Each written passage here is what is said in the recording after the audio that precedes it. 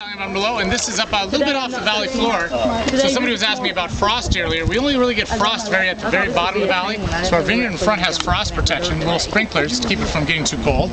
This doesn't have any frost protection up here at all, and it doesn't really need it. But if you were to come out here about 3 months ago, these vines would look dead. There wasn't anything green on them at all. But there was these little tiny buds down here. Once it starts to get warm towards the end of February, these buds start to swell and they start popping up these shoots, and this has grown since February. And if you were to come out here at the end of the season, it might be about this long. And what happens is that bud sprouts, and inside is a little tiny shoot with all its leaves on it, and starts growing. And this shoot's got one cluster on it, and this may look like a grape cluster, but it's actually a flower cluster, and it hasn't started blooming yet.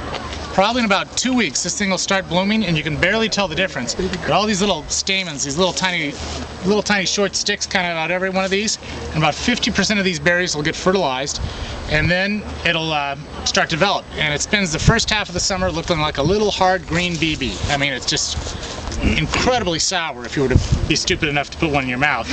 And it just, nothing happens till about mid-July, late July, and then we get what's called veraison, the beginning of ripening. And all of a sudden, boom, almost overnight, it starts to swell up. It starts to go from green to like light pink to purple, and eventually it'll be black by the time we pick it in September. And about 6 weeks after veraison, it'll go from being about 1% sugar to about 23 or 24% sugar. Wine grapes are one of the sweetest fruits there is. Now that 24% sugar, after it ferments, that turns to about 13.5% alcohol. So all that sugar will be converted to alcohol during the fermentation.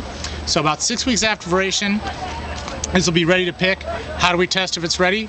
Well, you know what? We go out and we sample the vineyard. We'll walk through the whole vineyard, pulling off clusters. We'll take them back, squeeze them up, check the acid, check the sugar, check the pH. And you know what else we'll do? We'll taste it.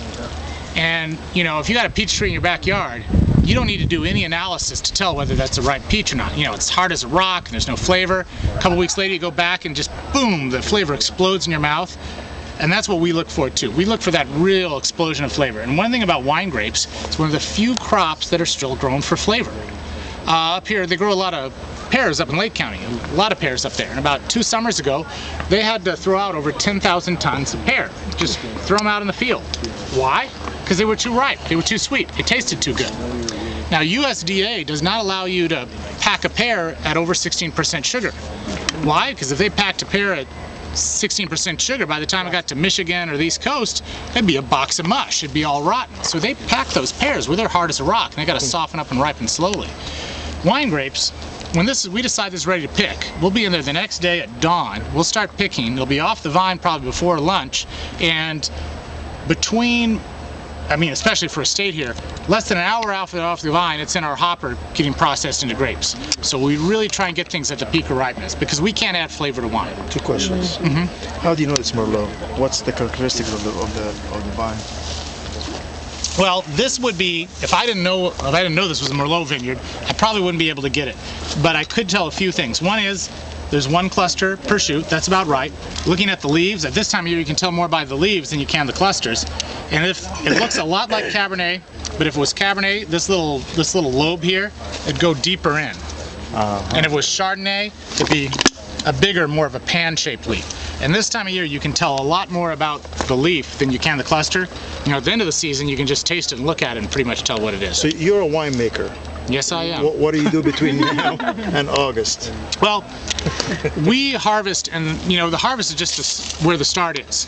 And the thing about harvest is we have to be here when the grapes are ripe. Right. And that might be on Sunday. So we work 7 days a week pretty much through September and October. The rest of the year, we've got to make all that into wine. So we're fermenting it. Like for this year with the Sauvignon Blanc, we fermented it in the fall, we settled it, we filtered it, we fined it, we bottled it in January, and then we started bottling Cabernet, but it was the Cabernet from 2005. We took out of barrels. And we're putting down the 2007 Cabernets for 2 years from now.